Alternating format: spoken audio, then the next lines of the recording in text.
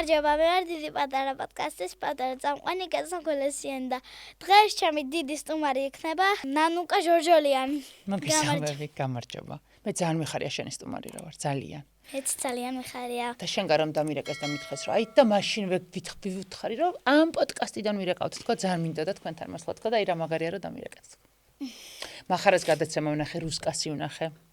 კიდე რომელ? ნუ ეგორი ვნახე და ძალიან მომეწონა. მე მგონი ბახუტაც ყავდა. კი. ბახუტაც ვნახე. ზალიკოც მყავდა. ზალიკო არ მინახავ, საკედა რო გავალნახავ. კარგი. კიდე ვილაპარაკოთ შენ კალათბურთზე, როგორ მოუგო უფროსებს. დავიწყოთ. რამდენი ხანი დადიოდ კალათბურთზე? წელი? და რატო გამოხვედი? იმიტომ რომ ის როფია გაუქმდა კალათბურთი. და სხვაგან ნახე რამე. ძალიან იშვიათია გოგო კალათბურთზე დადიოდეს. რატო აშვიეთ? აი რაღაცა ფეხბურთი უფრო ხშირად გამიგია, მაგრამ კალათბურთი უფრო იშვიათად. და რომ მითხარი კალათბურთზე დავდიოდი და გავგიჟდი. ეხლა გავგიჟდი აშკარანა. კი, აი ამ წუთას გავგიჟდი. წარმოიდგინე ესეთი ლამაზი და კალათბურთელი. აუ რა მაგარი იქნება? მე არასოდეს არ მივლია სპორტზე. არც ერთ სახეობაზე. აი შენ ეს ნორმალურია? მე მგონი არ არის კარგი. არც ერთ სახეობაზე სპორტის არ მივლია. ნუ თუ არ ჩავთვლით აი ახლა რომ მომიდა შეყვაზე დავდივარ კალათბურთზე და არც შეყვაზე არ მივლია. ანუ რა კარგი ბავშვობა გააქვს. რა კარგი ბავშვობა გააქვს, რადგან მითხარი? ჰა? გაიხსენე როგორი ბავშვობა გქონდა ჩემ ასაკში. 8 წლის ხარ, ხო? 8 წლის ასაკში როგორც მახსოვს, მე ვიყავი ბებიასთან ვიზრდებოდი. მე მზრდი და ბებო, დედა ჩემის დედა. და მე ვცხოვრობდი ძალიან ლამაზ პატარა ქალაქში. მე ვფიქრობ, რომ საქართველოში ეგეთი ლამაზი პატარა ქალაქი, საკურორტო ქალაქი არ არსებობს. ეს არის დაახლოებით 2 საათის გზაზე თბილისიდან. სულ წარმოიდგინე, რომ არის პარკი, აი რაღაცნაირი ფილმებში რო გინახავს, ხოცი გამწვანებები. საქართველოში ცოტას ნახავ ეგეთ ქალაქში, ურბანულ ზონებში ეგეთ გამწვანებებს. და ეს ქალაქი ემსახურებოდა სხვა ქვეყნის მოქალაქეებს, სხვა ქვეყნიდან ჩამოსულ ტურისტებს, იმიტომ რომ აქვს უნიკალური უნარები. მე ვცხოვრობდი იქ და ბებია ჩემი ერთ-ერთ ესეთ სანატორიუმში მუშაობდა. არ ვიცი როგორ ქვია სანიტარს ქართულად. მაგრამ აი მათ სივრცეში მუშაობდა. და მე ბავშვობაში სკოლიდან რო გამომიყვანდა, მივდიოდი იმასთან სამსახურში ბებოსთან და მე ველოდებოდი, როდის დაალაგებდნენ იქ სანატორიუმს ასე ისე და მე მოვდიოდი სახლში. იქვე იმ ქალაქში ჩემი მეორე ბებო ცხოვრობდა. მაგრამ უფრო მეტ დროს აი ჩემს ნათელა ბებოსთან ვატარებდი. და ახლა ჩემი ოცნება იცი რა არის? რომ იმ ქალაქში მქონდეს ზუსტად ისეთი ტიპის სანატორიუმი, რომელშიც ბებიაჩემ მუშაობდა. ოღონდ მე გავაკეთო ეს სივრცე იმ ადამიანებისთვის, ვინც ხშირად არიან დამწუხრებულები, ვინც ხშირად ცევდიანები არიან, ვინც ვერ მართავენ საკუთარ ბრას. აი შენ ხო გინახავს ადამიანები ბრას რო ვერ მართავენ და რაც უდის ანახავენ. მაგრამ სინამდვილეში ეს ხალხი ბრას იმიტომ ვერ მართავენ, რომ საკუთარი მიზეზები აქვთ. ანუ იმიტომ კი არა რომ ცუდები არიან, იმიტომ რომ საკუთარი მიზეზები აქვთ და იმ მიზეზებს უნდა განკურნება. და მე მინდა რომ მქონდეს ისეთი სივრცე, სადაც ცევდიან ადამიანებს უნკურნალებ. და დავბრუნდები იმ ქალაქში, სადაც გავიზარდე და სადაც ცხოვრობდი მაშინ, როდესაც ვიყავი 8 წლის. ანუ ეხლა რადგან დავილაპარაკეთ პატარაობაზე, მითხარი რითი ერთობოდი პატარა, ანუ რა გასართობები არსებობდა პატარაობაში შენას? მე როცა ვიყავი ბავშვი. ესე იგი, ჩვენ მაშინ თამაშობდით რეზინობანას. შენ იცი რეზინობანა? კი, ესე. მგონი რეზინას რო ან ესე გაყვობდა ეს რაღაც უნდა გადახტე. ხო, კლასობანა? ცარცით რა უნდა დახატო. ოკეი, თავშევდი მე. ჩვენ არ გქონდა ტელეფონები, ჩვენ არ გქონდა მობილური. აბა 46-ის ვარ. 6-ის. აჰა. ანუ წარმოიდგინე რამდენი წლის წინ ვიყავი 8 წლის და შესაბამისად ჩვენ არ გქონდა მობილურები, არ გქონდა ტელეფონები. ეს იყო ძალიან კარგი. 32 წლის წინ. ყოჩა. ყოჩა. 46 გამოკლოთ რა. ოკეი, ეგრეა. და შესაბამისად, როდესაც იქ ცხოვრობდი, ჩემს პატარა ლამაზ ქალაქში, ჩემს ზღაპრულ ქალაქში. იქ ჩვენი გასართობი იყო ადამიანებთან ურთიერთობები. ბავშვები ერთმანეთს ვაკონტაქტებოდით, დაჭერობანას, თამაშობდით კლასობანას, რეზინობანას. ჩვენ გქონდა კინო, სადაც უშვებდნენ ინდურ ფილმებს და ბილეთი ღირდა ლარი.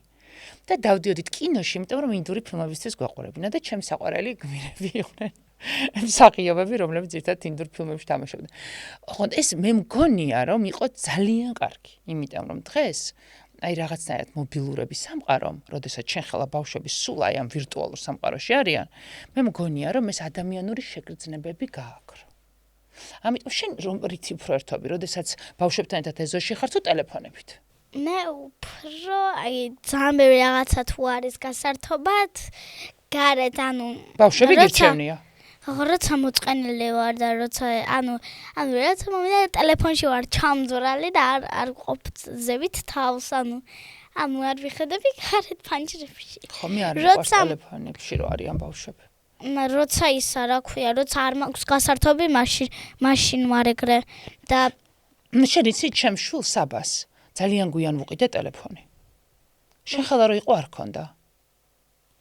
და უფრო მეცაც გეტყვი, შემდეგ დღეები იყო, რომელ დღეებშიც გამოყენება შეეძლო და ყველა დღეს არ შეეძლო და სხვათა შორის ამან გაჭრა. იცი რატო? არც ერთი სოციმედია არ აქვს, არც ინსტაგრამი და არც ფეისბუქი და არ უყვარს. და ზოგადად ტელეფონს იყენებს მხოლოდ რაღაცა ტიპის ინფორმაციის მისაღებად. მე მგონი ამან კარგად იმუშავა, რომ ბავშვობიდან ძალიან ვადისტანცირებდი ტელეფონს. ძალიან დიდი იყო პირველი ტელეფონი რომ უყიდე. და აი როცა ბევრი რაღაცა აუზი ორსართულიანი ისინი ისა თამაშები რაღაცა ეგეთები ტელეფონის შეხება აღარ მინდა. ყოჩა ძალიან კარგი. და ეგეთი აუზში ჩავხტები, თვალებს ჩავილურჯებ. წვირპირს მოვიმტრე.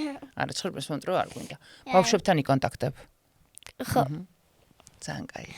და კიდე ვირბენ მინდორში დავიწყებ ყველაფრის გაკეთებას, რაც მე მომესურვება და ყველაფერი იქნება. და ეხა სადაც ეხა მე ზაფხულში, ეხა ზაფხულს მივდივარ დასასვენებლად ყირამალა ქვია და აი ეგვიგულისხმა ეხა მან აუზიც არის ბავშვები? და ბავშვები და რა რითი თამაშობთ? ფანაკი არის ძალიან მაგარია. და ვიყო ერთი კვირა დედა ჩემი არ უნდა იყოს. აუ რა მაგარია და ეს პირველად ხდება თუ უკვე იყო? 4 მასწავლებელი უნდა იყოს და 2 გოგონი 2 გოგო უნდა იყოს და 4 მასწავლებელი. მოიცა, აქ ერთხელ უკვე იყავი თუ პირველია ეს? პირველი. ანუ წარმოგიდგენია რა თავგადასავალი გელოდება? კი, მაგრამ ეგროთის იქნება 20. როდის? 28 ივნისს. და რაღა დარჩა? მე აღარც მინდა მაგაზე რო ვიფიქრე ისე მინდა. მოიცა, დედის გარეშე ყოფნა შენთვის ისეთია, ხო? დედა დამტოვებ სახლში. შეხედე შენ. აი ჩემი შვილის საბა მაგალითად ესეთი არ იყო. არ უყვარდა დიდად მარტოობა. მე კიდე დედა ესეთ ბანაკებში ვერ გავუშვი ვერც ერთხელ არ წავიდა. მე კიდე ვერ დამტოვე. არაჯერა. მაგრამ არ ვიცი რა. არავის ზოგჯერ არ ვიცი უნდა თუ არა რომ დამტოვოს მარტო. თუ არ დაგტოვა ამ დრომდე ესე იგი არ უნდა. ხო, არ მტოვს. ეჟინი არამე არ გავტე ხო. ხო, ნუ ლოგიკური შიშია ახლა 8 წლის ხარ მაინც. და დავჯდები ამ ტელევიზორს. ეს მარტო ყოფნა რატო გინდა განცდა გექნება რომ დიდი ხარ? ანუ მინდა მარტო ვიყო აი რატო? რაღაცნაირად მინდა რა, ანუ მეც არ ვიცი რატო მინდა. მე მგონი დიდობა გინდა შენ. კი მინდა. ეგ არის. აი მაგეთა მინდა სულ მარტო სახლში. ხო, რომ ვითომ აი დიდი გოგო ხარ და ვითომ უკვე აი გაიზარდე და ეს შეგრძნებები გინდა. მე მაქვს აქ შეკითხვები. მიდი ჩემო საყვარელო. და ჩქარჩქარა უნდა მიპასუხო. ოპა, დავიწყოთ. რომელი უფრო გინდა აუცილებლად ერთ-ერთი უნდა ერჩიო მაგიდან. კარგი, დავიწყოთ. პირდაპირ ეთერი თუ წინასწარ ჩაწერილი? პირდაპირ ეთერი აუცილებლად. მე არა, იმიტომ რომ პირდაპირ ეთერში რაღაცა თუ შემეშალა. ბუნებრივია რა, ცოცხალი ორგანიზმია და მაგრამ არ მინდა რაღაცა ის რომ შემეშალა გამოჩნდეს, არ მინდა. მესმის. ან რაღაცა თუ რო დაგჭირდეს. მე მგონი მაგას გამოცდილება სჭირდება და შენ რო გამოცდილებას მიიღებ და წარმოიდგინე მე ამას ვაკეთებ 25, არა 27 წელია. აი 27 წელი ტელევიზიაში ვარ და შესაბამისად ჩემთვის მარტივია და ამდენი აი წარმოიდგინე სიგიჟე და შესაბამისად მგონია რომ შენც ამდენი წლის მერე უკვე პირდაპირ ეთერს აირჩევ 21 წელი რა დათვალე არ ვიცი, მაგრამ მაგრამ ხო, მაგრამ დაგეთახა. მე 21 არა. 27. 19 წელი. ოკეი. იმიტომ რომ 56-ის ხარ. რამდენი წლიდან? სო, კი. ცოტა უფრო ადრეს მე მგონი. ხო, დაახლოებით 19 წლიდან. ცნობილი მსახიობი თუ ცნობილი პოლიტიკოსი? ცნობილი მსახიობი. ცნობილი მსახიობი. აუ, ხო. მე ცნობილი პოლიტიკოსი არ მინდა. რთული კითხვა თუ რთული პასუხი? რთული კითხვა საინტერესოა. კამერის წინ თუ კამერის უკან? კამერის წინ. საერთოდ ყველაფრის წინ. რა თქმა უნდა. სხვისი ფიქრების კითხვა თუ მომავლის დანახვა? სხვისი ფიქრების კითხვა. მე ყოველდღიურობა და საინტერესოა, მომავალს ერთხელ დაინახავ და მე აღარ არის ერთხელ იცი უკვე და დამთავრდა ამოწურე და სხვისი ფიქრების კითხვა შეიძლება ყოველ წუთს და ყოველ მე წამს. გეცოდინება რა არის? ხო, მაგრამ რაში გინდა რომ მომავალი იცოდა და სხვისი ფიქრების კითხვით შენს ცხოვრება სხვანაირად აგეგმავ. წარსულშიც წახვიდე თუ მომავალში? ვიცი რა წარსულში. აწმყოში. მე ხავს ვსწავლობ გეშტალტს და მთავარი ფილოსოფია არის ის, რომ ადამიანებმა უნდა ვიცხოვროთ აწმყოში, არც წარსულში და არც მომავალში. ამიტომ მე ავირჩევდი აწმყოს. აი ხა აქ და ამ წუთას რა ხდება, იმიტომ რომ უკან რაც მოხდა უკვე დასრულდა, ვერ დავიბრუნებთ, ვერ შევცვლით. მომავალში რა ხდება არ ვიცი. გინდა ისევ რომ გააკეთო ეგ რაღაცა ოღონდ შენ ასაკში, ეხლა რა. ანუ ის რა წარსულში გავიარე ადრე და ეხლა ჩემს ასაკში რაღაცებს შევცვლით და გადავაფასებდი თუ არა, მაგიშან. რა თქმა უნდა, ძალიან ბევრ ამას ხონად გავაკეთებდი, მაგრამ ამ სამი დროიდან ნებისმიერ შემთხვევაში არჩევანი რომ მქონდეს აწმყოს ავირჩევდი. გიგიტყოდი რომ ეხლა აქ მინდა ცხოვრება. სადაც ცხოვრობ. მე აქ არ ცხოვრობ. აბა, შენ წარსულში თუ მომავალში? მომავალში უფრო რა? ხა. მეც ეგრე მგონია, ბავშვები მომავალში ცხოვრობენ. კარგია შენ მომავალში რო ცხოვრობ, ეს ძალიან კარგია. ოცნებებში ხარ, ალბათ სადღაც რაღაცა წარმოგიდგენია შენი ცხოვრება, ხო? როგორი? მსახიობი ხარ ამ მომავალ ცხოვრებაში, პრინცესა ხარ, ბალერინა. პრინცესა ვითომ რატო? ანუ შოკში ვარ შენს რეაქციაზე. აი აპლოდისმენტები, ყველა გოგოს უნდა პრინცესობა და შენ არა? აბა რა გინდა? ой მე ცეკვა. მოცეკვავე გინდა რა გინდა? იყო. ცეკვაც მინდა, კალათბურთიც მინდა, არ ვიცი რომელი მინდა. ანუ როგორი ისეთი ეკლექტური არჩევანია. ანუ ვერც რაღაცა, რავი, წყალს და ცეცხლს შორის ირჩევ. სად კალათბურთი და სად ცეკვა. ანუ ახლოსაც არ არის, რომ ერთმა მეორე ოდნავ მაინც ჩაგინაცვლოს. ძალიან ჭკვიანი იყო თუ მხიარული, ანუ გახარებული. აუ, ბედნიერი რო ავირჩიო? ხო, ბედნიერი. ბედნიერი ვიყო. და რატო? არ ვიცი, მგონი რომ ყველაფერს მოიცავს.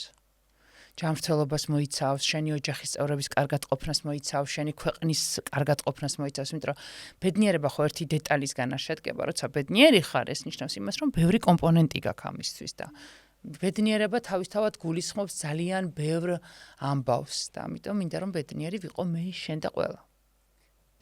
მეც მინდა რომ ბედნიერი ვიყო. ხო, მე მგონია რომ ბედნიერი ადამიანები ქმნიან ჯანსაღგარემოს. ეგრეც არის. ერთი დიდი ოცნება თუ 100 პატარა. უი, პატარები ალბათ, მიზნები უფრო ვიდრე ოცნებები. შენ ოცნებობ, მე მიზნები მაქვს. ჩვენ შორის ეს სხვაობაა. შენ როდესაც ცოტა დიდი იქნები, მე შენი ოცნებებიც მიზნებში გადაიზრდება. მე მგონია რომ ბევრი მიზანი.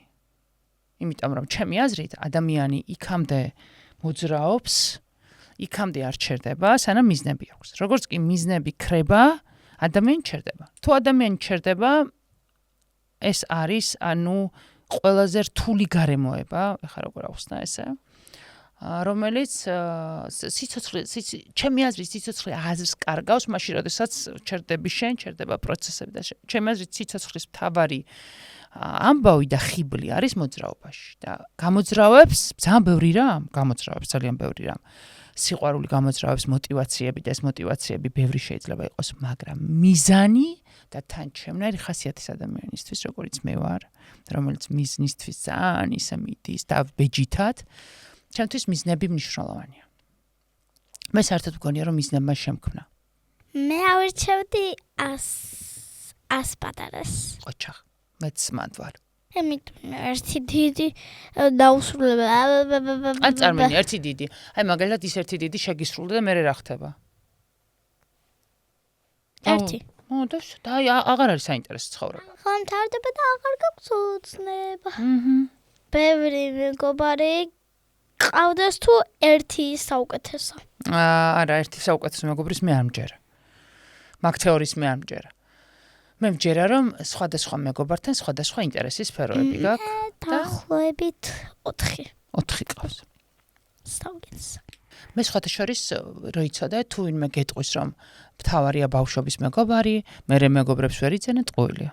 ჩვენ ხო რაღაცებს გვიყვებიან ჩვენი მშობლები და რაღაცებს გვაჯერებენ და ნახევარზე მეტი ყოლი აღმოჩნდა რო გავიზარდა.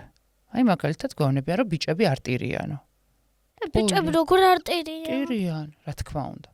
და უნდა იტირონ კიდეც. ყველა უნდა იტიროს ვისაც ეტირება, ბიჭი, გოგო ამას მშობლები. მგონი ერთ ვიდეოში აქვს თქვი მე. ხო? მგონი ერთ ვიდეოში აქვს. რომ ბიჭებმაც უნდა იტირონ და გოგოებმაც ვისაც ეტირება, ყველამ უნდა იტიროს. აბარა, მეც ესე მგონია რომ სირცხველი არ არის. ყველას მოსწონდე თუ შენი თავი მოგწონდეს? ჩემი თავი მომწონდეს. თავდაჯერება ხო მაგაზე. თუმცა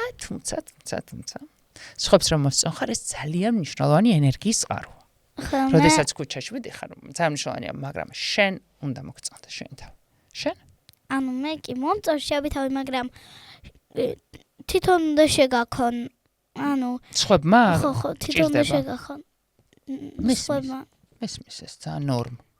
რომ სხვები შეკება გჭირდებოდეს და გბუსტავდეს, ეს ძალიან ნორმალურია. თუ არავინ არ შეგაქო და გააკეთე კარგი რაღაცა და თუ არავინ არ შეგაქო. მაშინ შენ შეაქე შენ თავს რა. ზუსტად და შენ თავს ჯერსაც შენ თავს ეუნები ყოჩახს. რო არ მაქებენ ხოლმე კი. ჩემს ძალიან მნიშვნელოვანია.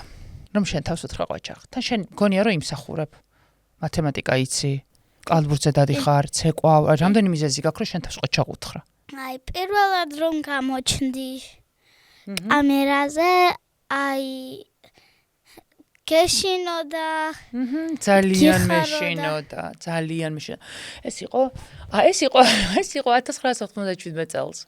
ეს იყო 1998-ში თუ 19-ში არ მახსოვს.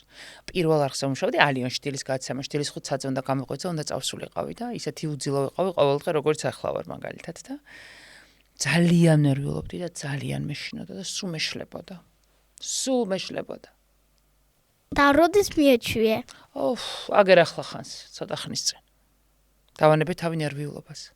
ანუ ხელს არ გიშლიდა ეგ ნერვიულობა? ძალიან. სულ მეშლებოდა ტექსტები, სულ მეშლებოდა ტექსტები. ხო და რატო ნერვიულობდი? ეს ჩვენგან ხო არ არის ნერვიულობა გამოწვეული, ჩვენ ხო არ გვინდა რომ ვინერვიულოთ. თუმცა ამ ბოლო დროს რო იცოდე ნერვიულობის მართვაც ვისწავლე და მე მოვადრო რომ შენც ისწავლე. ისე მე არ ნერვიულობდი. ძალიან, მაგრამ შენ სხვა სითამამე გაქვს, სხვა თავდაჯერება გაქვს. ბავშვი. აი პირველი სტუმარი რა მოვიყვანე, მახარა რო იყო პირველი. მე მგონია რომ ძალიან სწორად ყავდა სტუმარი შერჩეული. და რატო ფიქრობ ეგრე? იმიტომ რომ რაღაცად მახარა კარგი საყურებელია, მობეზრებული არ არის, ყველგან არ არის, ყველგან ერთი და იგივე არ არის და მე ვუყურე მახარას შენთან. იმიტომ რომ ვიფიქრე რა საინტერესოა, ჯერსაც შენ დამაინტერესე ვინ ხარ. ვიფიქრე ნეტა ეს ვისი შვილია თქო. მაგრამ აღმოჩნდა რომ არავის შვილი არ ხარ ესე ჩემთვის ნაცნობი ადამიანის. და მე ძალიან ისე დაგაკვირდი, იცი როგორ? ხო, ყურებდი მანამდე ჩემ ვიდეოებს მანამდე. მახარამდე არა? მახარას არა, გადაცემა. მე სანამ არ მიცნობდი. ანუ მე თუ არ მიცნობდი. ხო, შენ სანამ ესე გნახავდი, მანამდე ნახე მახარა და რუსკა. ხო, მახარა და რუსკა. პირველი და ბოლო დავდეთ სინამდვილეში. ბოლო სინამდვილეში იყო რუსკა. თორე ბოლო დავდეთ ზალიკა და იმიტომ რომ ანუ ერთი გოგო უნდა ყოფილიყო ჩვენ პოდკასტში. ერთია რუსკა, მეორე ვიქნებ მე. გენღარით მეორე. ძალიან კარგია, მე მგონია რომ გოგოები სადღაც მაინც უნდა ვიყოთ უმრავლესობაში. პირველი ინტერვიუ გახსოვს რომ ქუჩის გამოკითხვა იყო, მე მგონი ალიონში რო ვიყავი, მე ეგრე მახსოვს რომ იყო ქუჩის გამოკითხვა. ქუჩაში გამიშვეს გამოკითხვაზე. ყველაზე დასამახსოვრებელი ინტერვიუ რომელი იყო? არ ვიცი, იცი რა არის, მე ჩემი საყვარელი რესპონდენტები მყავს. იყო ესეთი კაცი, ძალიან ჭკვიანი კაცი, კახა ბენდუკიძე. რომელმაც ამ ქვეყანაში შექმნა ცოდნის, რა ვიცი, უმნიშვნელოვანესი კერა, უნივერსიტეტი და არა მხოლოდ, ძალიან ბევრი კარგი რამ გაუკეთა ამ ქვეყანას. კახა იყო ჩემი გამორჩეულად საყვარელი რესპონდენტი.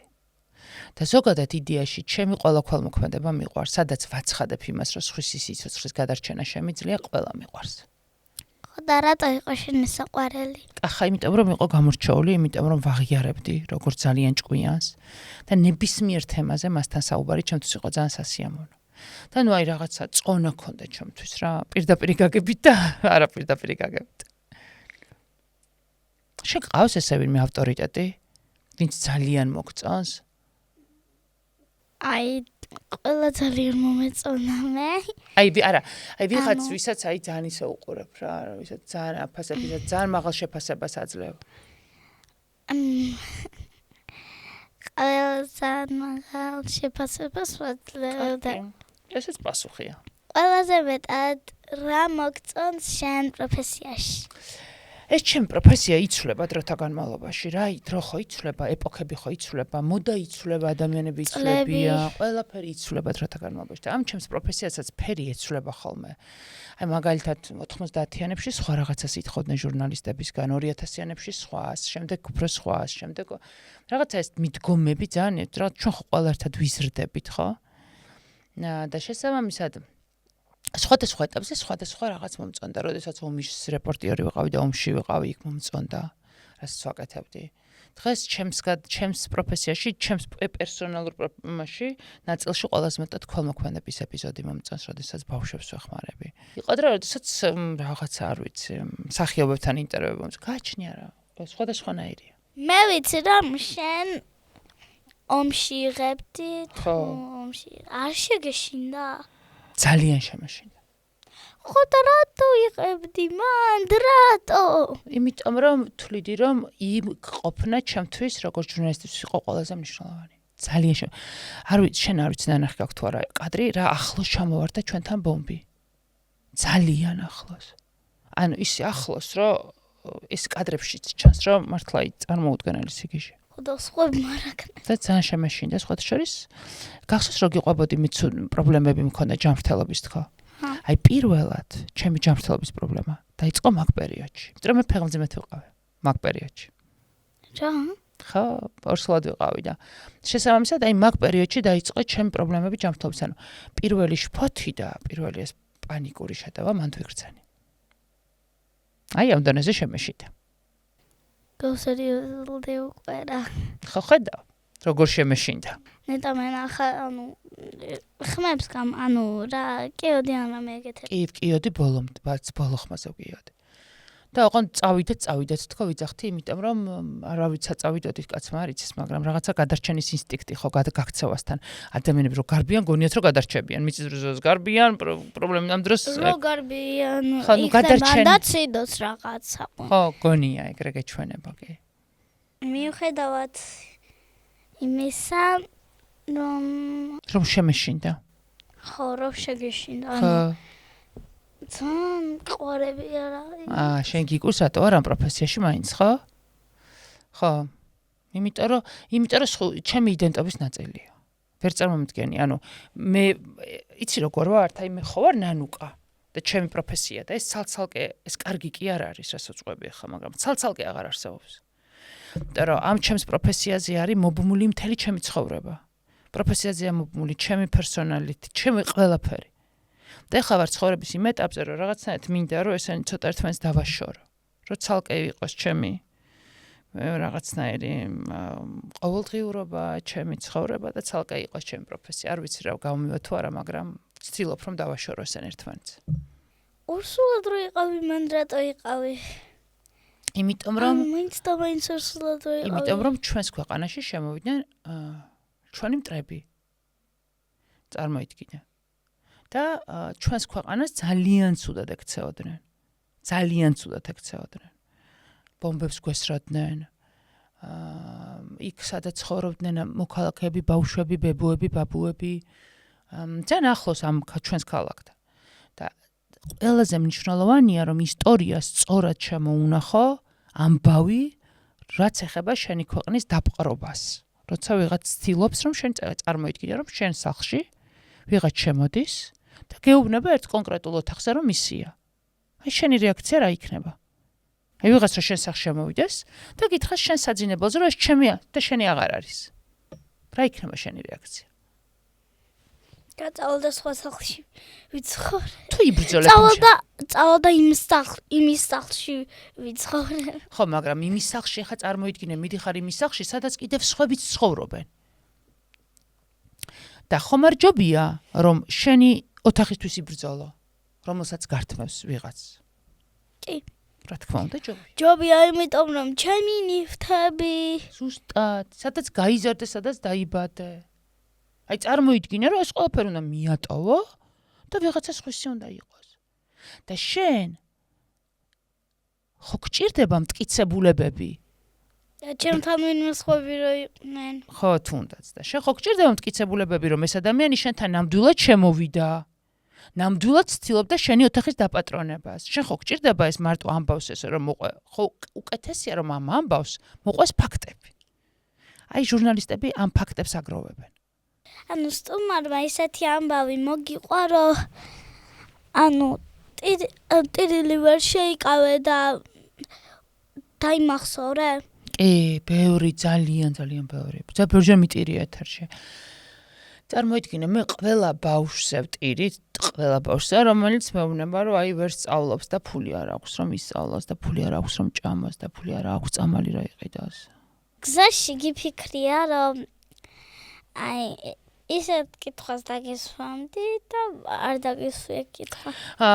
კი, შენ გარო დამირეკეს, გზაში არ ვიცი ხარ ამდენად მეცალა მაგისტვის, მაგრამ შენ გარო დამირეკეს და მითხეს რომ შენთან უნდა მოსულიყავი, ჯერ პირველ რიგში ძალიან გამიხარდა. და მე სულ ვფიქრობდი, რომ აი ნეტა რას ვკითხავს, მქონდა ეგანი, რომ ნეტა რა შემეკითხება მეთქვა. ანუ შე რას გეგონა რომ შემეკითხა?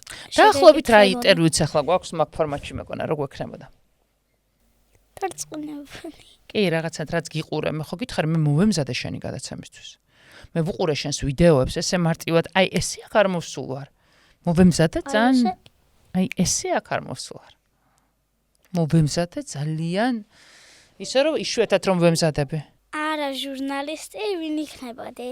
ვიქნებოდი ფსიქოლოგი, ჩემ ექნებოდა ჩემი კაბინეტი და ზუსტად ახლა მაგოცნებას ვისრულებ. აი წეღარო გითხარი გახსოვს, სტუდენტი ვარ თქო, სტუდენტი კი არა აბიტურიენტი თქო.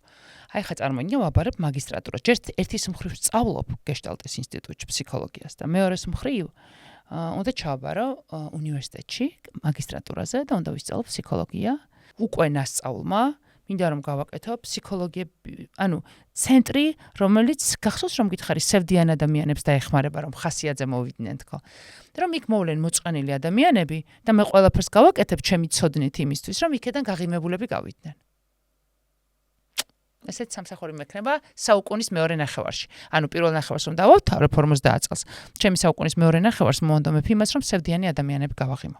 ეხა ის გირჩევნია, რასაც აკეთებ თუ ეხა რო გააკეთებ იმებს. მივხვდი რასაც გულისხმობ. იცი რა არის ცხოვრების ამ ეტაპზე ალბათ უკვე ის მირჩევნია რისთვისაც ვემზადები. აი წარმოიდგინე 27 წელი რამდენია, აი ძალიან ბევრი არა. ძალიან ბევრი 27 წელი ერთი და იგივე რამეს რო აკეთებ. შესაბამისად 3 წელიც კიდე და აი 30 წელს დავასრულებ სატელევიზიო სივრცეში და წავალ მერე უკვე. როგორი დედა ხარ? ძალიან რთული და თან ამავე დროს არ რთული. ახლა ნახე რატო ეს რამდენი კომპონენტის გაშენდება. ჯერ დავიწყოთ იმით, რომ დრო არ მაქვს შვილებთან საურთიერთობად.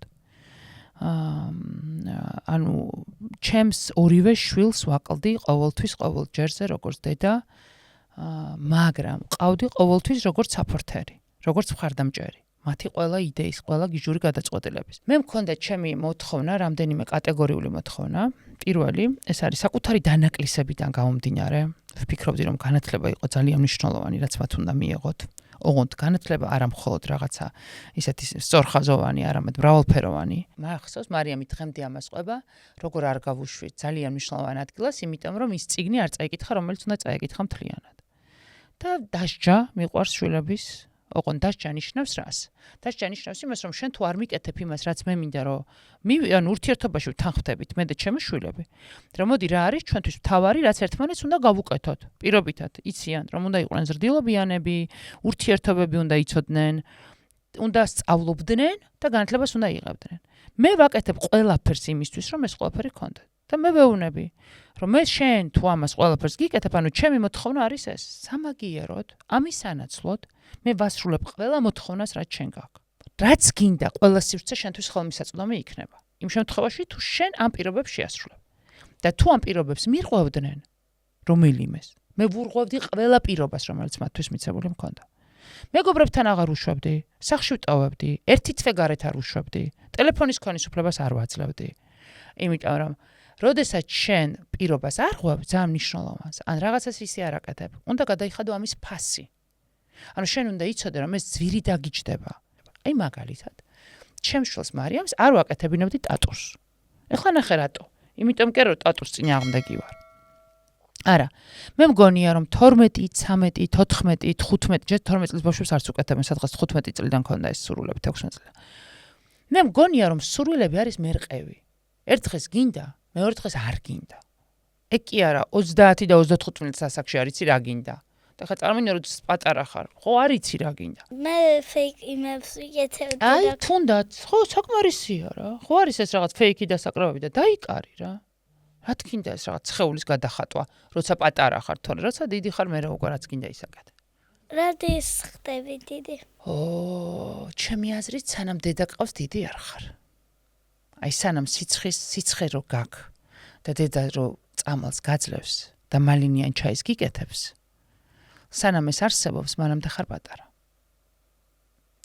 ანუ ჩემი აზრით, ვისაც და თუ ბები აკყავს, რომელიც გაძალებს ჭამას, საერთოდ ბავშვი ხარ. სულ რომ 40 წლის იყო, თუ ბებო ყავს, ხარ ბავშვი. და რამდენი წლამდეც ყავს დედა, რომელიც სიცხის ავად ყოფნის დროს გივლის, იქამდე ხარ პატარა. ხო და მე არც ერთი მყავს და არც მეორე. ანუ უკვე დიდი ვარ.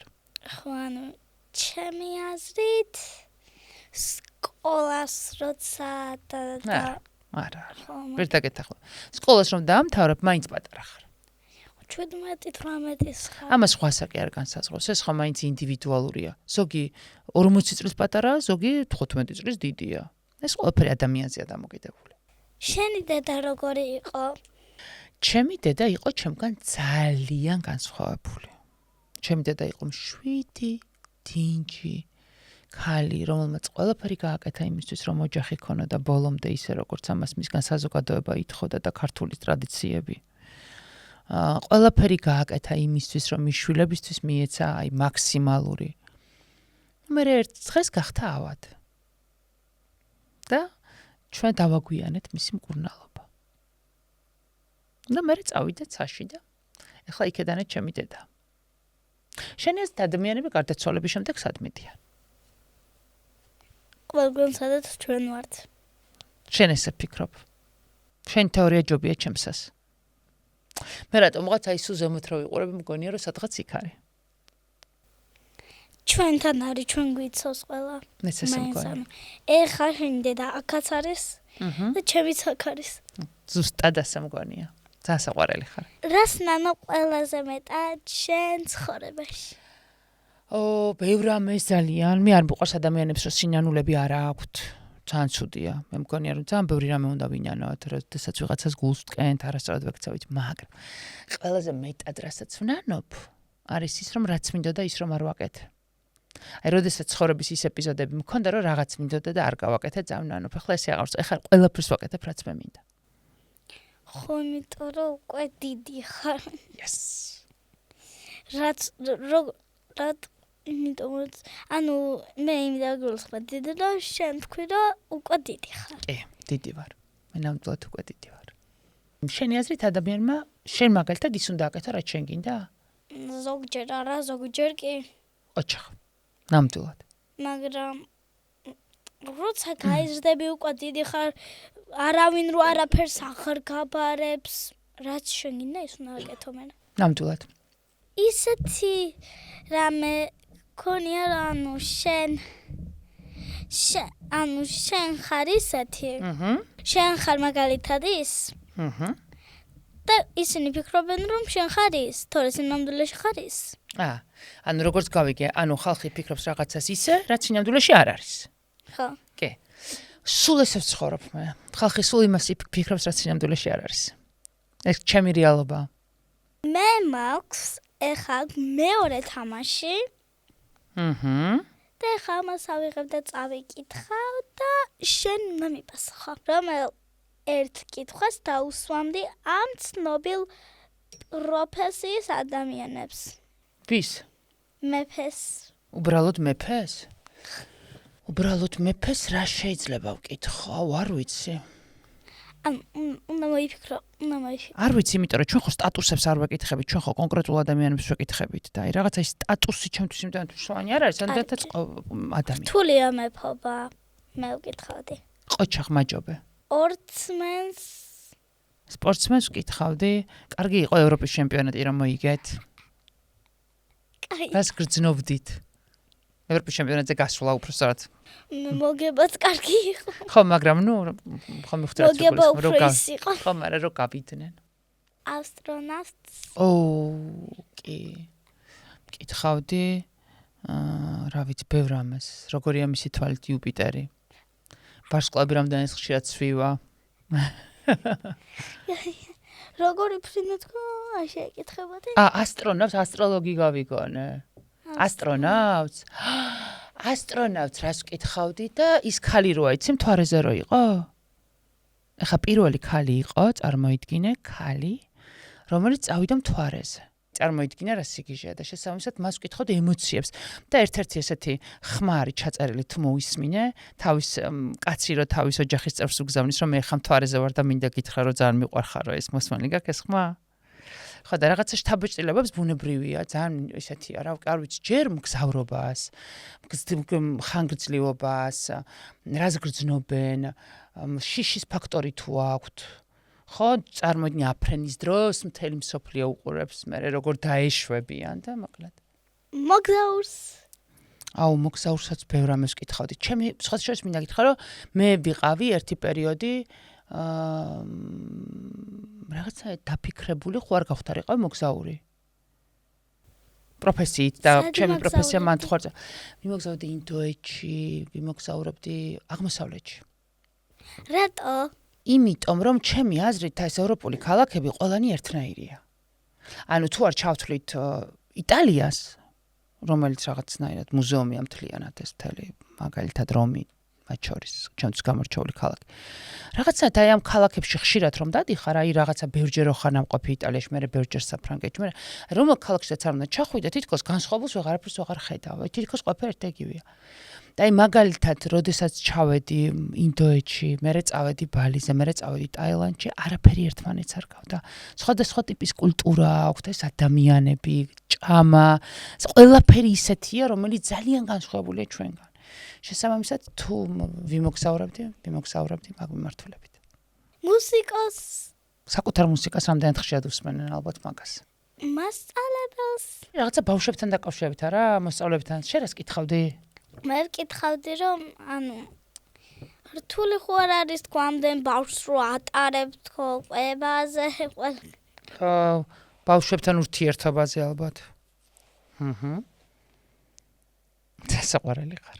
ბოლო არის მსახიობს. მსახიობს კითხავდი, რამდენად მიჯნავენ საკუთარ თავს პროფესიისგან. აი წარმოიდგინე მთელი რაღაც როლში რო ხარ შესული და სულ რო რაც უფრო მეტად შეხვალ როლში, მით უფრო მეტად კარგ მსახიობად რო ითვლები. აი ეს ადამიანები საინტერესოა ცხოვრებაშიც ხომ არჩებიან ამ გარკვეულ როლებში. ანუ რაღაცა ცხოვრებაში მაგით ხო არ ხმწვანელობენ, რაღაც როლებში შედენ, ანუ რამდენად აი ეს მათი რეალური საკუთარი თავის რეალური ნაწილი სინამდვილეში როდის ახერხებენ, რა საკუთარი თავის რეალურ მხარეს წარმოადგენდნენ. მადლობა რომ ჩემი სტუმარი იყავით, ძალიან მომეწონა. მე ძალიან მომეწონა შენთან. მოგეწონა ჩვენი ლაპარაკი და პოდკასტი. ეხლა ნახე რა არის, შორიდან შეიძლება ვინმეს დარჩეს იმის განცდა, რომ შენ აქ მიდიხარ რაღაცნაირად არა შენ და დაწერილი სცენარით, მაგრამ ჩემთვის ყველაზე გასაოცარი იყო შენი ექსპრომტი ჩართულობები, ანუ სინამდვილეში როგორ შენ ქმნი ამ ყველაფერს, აი წეღან დასმულ შეკითხვაზე არ იყოს. ანუ შენ სინამდვილეში შეგიძლია შენ მართავ ამ გადაცემას ექსპრომტად და ეს კარგია რომ მაყურებელმა იცოდეს, რომ აქ სცენარი არ არის იმდენად მნიშვნელოვანი, რამდენად შენი ინდივიდუალიზმი და ამით მივდივარ აღფრთოვანებული. თუ მოგეწონა ჩემი ვიდეო მე ვქნა, მე გაბაზიარო თუ გამოვიწერო? გამოიწერეს და მე ყველგან გამოგიწერ აუცილებლად. სადაც გინდათ. აუცილებლად გამოგიწერ დღესვე, აი როგორც კი დამთავრდება გადაცემა. და თქვენს მეგობრებო, დამალაიქეთ, დამაფოლოვეთ, დამასუბსკრაიბეთ. ჩემი პოდკასტი იწერება Lemon Podcast სტუდიაში და მომავალ ხუთშაბათამდე.